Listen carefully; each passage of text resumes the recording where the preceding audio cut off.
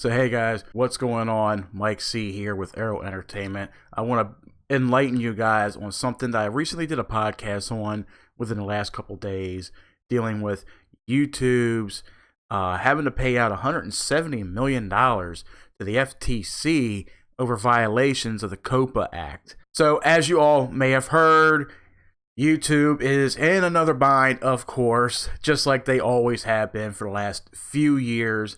And I feel like this is the last attempt to screw anybody over on this platform. And I feel like YouTube is about to meet its end in 2020. Now, other YouTubers have voiced their opinions and thoughts on this, and they also made a petition on change.org, which I'm going to put below in the description section. You guys can check it out. You guys go over and sign it. Sign the petition, but also hear the voices out as to what this is all about. So apparently, back in August or September this year, the FTC has imposed a historical fine of $170 million for YouTube's violation of the United States Children's Online Privacy Protection Act, or Coppa. The settlement agreement will put increased responsibility on both YouTube, the platform, and the content creators themselves to properly identify any child-directed content on the platform, as YouTube is now prohibited from collecting personal data from viewers on any of these videos. In case you haven't known, the Coppa Act came into effect back in 1998 or around that area, where it protects any children under the age of 13 from their information being collected online or placed online, sold online, whatever. So it protects children's identities online, which has become an issue within the last few years, especially from websites like YouTube, social media, streaming sites like Twitch and Mixer now, where children are putting their data out there, or their data is being collected. Now children are being under attack by people online and those trolls, and their information is being doxed, their information is being sold, whatever. That's why Coppa is in place online, and YouTube has been in violation of that for quite some time now. Mostly when I did my podcast the other day where I was rambling on about the FTC and Coppa, I may have been a little bit over the top,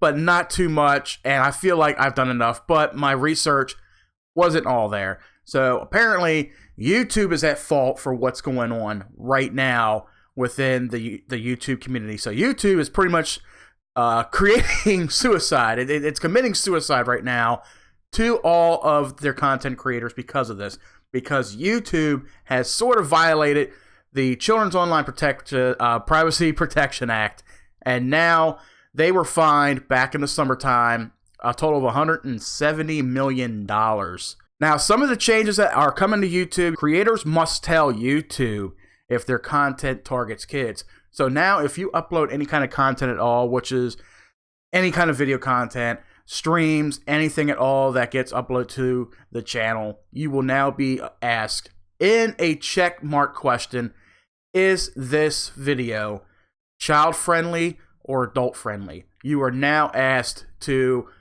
put these videos up and let people know, hey, this video is targeted for adults, or this video is targeted for kids. Now, does that mean you're safe as a creator? No, it doesn't. It's just a question that they ask you, that they are required to ask you when you upload each and every video.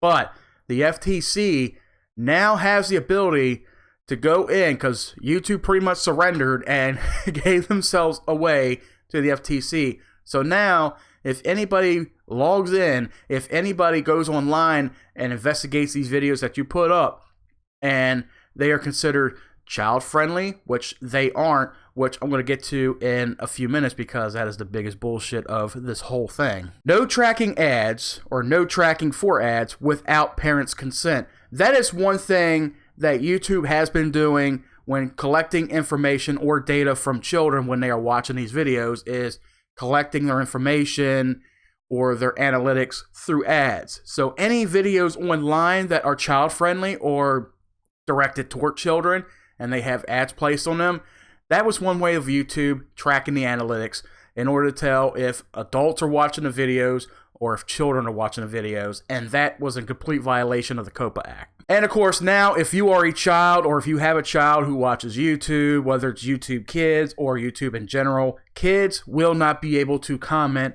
without parents' consent. That way, children can't express their opinions on a video or say anything at all. They cannot comment at all if they are a child. But of course, there's ways around this. If the FTC doesn't know by now, if Coppa doesn't know by now, if YouTube don't know by now, you got children out there that are creating accounts and they're forging and lying about their age on these accounts. It's easy to do that. It's easy to say that you were born in 1980 and you could be 9 years old. It's easy to do that. And now, of course, statistically, you will see pop up here the major privacy judgments against Google. The FTC and the New York Attorney General versus Google and YouTube is the highest payout lawsuit in history, I guess, of $170 million. This is the statistic chart on the FTC's article for what is going on with Google and YouTube. And of course, in 2019, the French authority versus Google, which we've already heard about earlier this year, they proposed $57 million with the lawsuit. Back in 2012, the FTC versus Google, I think I remember hearing about that, but I was too busy with work. $22.5 million. The states versus Google back in 2013, $7 million. And the Italian authority versus Google in 2014, 1.4. So a big video streaming service like YouTube, which has been popular for the last 10 plus years, and Google, everybody's familiar with Google. Google's put their hand in the cookie jar quite a bit, especially with recently releasing their console, the Stadia, which is, in my opinion, a big flop and failure. But looking at statistics here, Google and YouTube have dipped their hands in the dirty cookie jar quite a few times, had to pay out so much money, and now they are about to lose their only streaming service that people go to every single day, every single minute, every single second to watch videos. Now you can buy movies on there. You can watch movies. It's even got to the point where I have seen porn on there too. But yeah, when it comes to the child-related content, and there's a lot of great creators out there that create content for children and adults.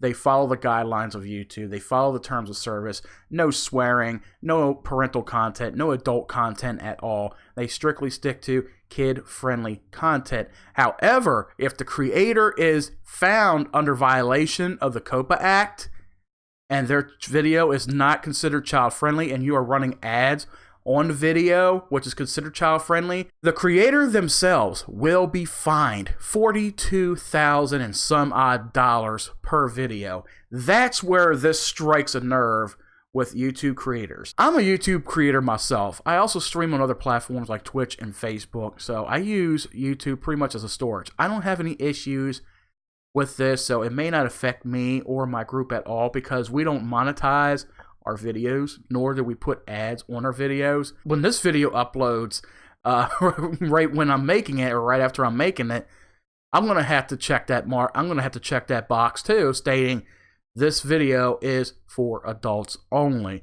So if the FTC comes in January or February and they see this video and they claim it's marked for children only, what are they going to do? Are they going to fine me $42,000? They could do that, or they could force me to take the video down, or they could take down my YouTube and my Google account as well.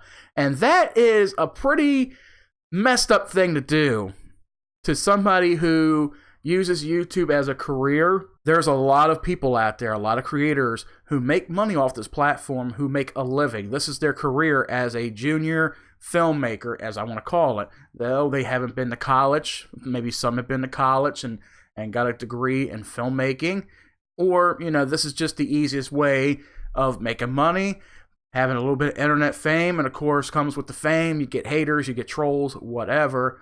But there's YouTubers out there that financially live off of this platform and have been for the last few years. So for the FTC and the Coppa Act to come in and kill off your career like that, I mean, then again, you got to look at it as like Google is the bad guy in this. It's not really FTC and Coppa. They're doing what they're supposed to be doing. I know a lot of people are pissed off at them, and maybe there's still time. There's still a couple months before these terms of service are changed in January, but there's still time for people to voice their opinions. Go over to change.org, sign the petition if you're a YouTuber, if you want to state the platform. Also, let the FTC know on social media and other means necessary. Let them know that this whole thing is bogus. You're not going to stand for it. There are still good people out there. We understand the Coppa Act. We follow its guidelines. We care about the children.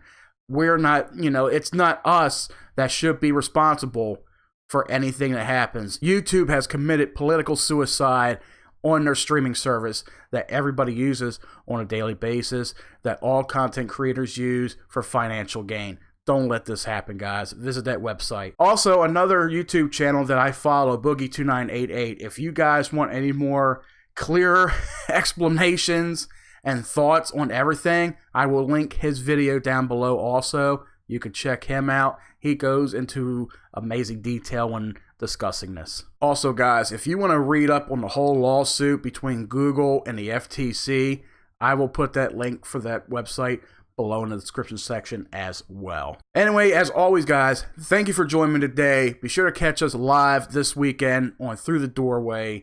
We're going to have an amazing topic for you guys to check out. So come check us out on our main streaming channel, twitch.tv/arrow with a name. You can also catch that stream. It will be uploaded here on our YouTube channel. Be sure to hit subscribe and hit that bell if you haven't yet. Also, our stream will be re-uploaded to our Facebook page. Check us out. Follow us on facebook.com/arrowencoded. Guys, I'm Mike C for Arrow Entertainment. Thank you for checking in, and I'll catch you in the next one.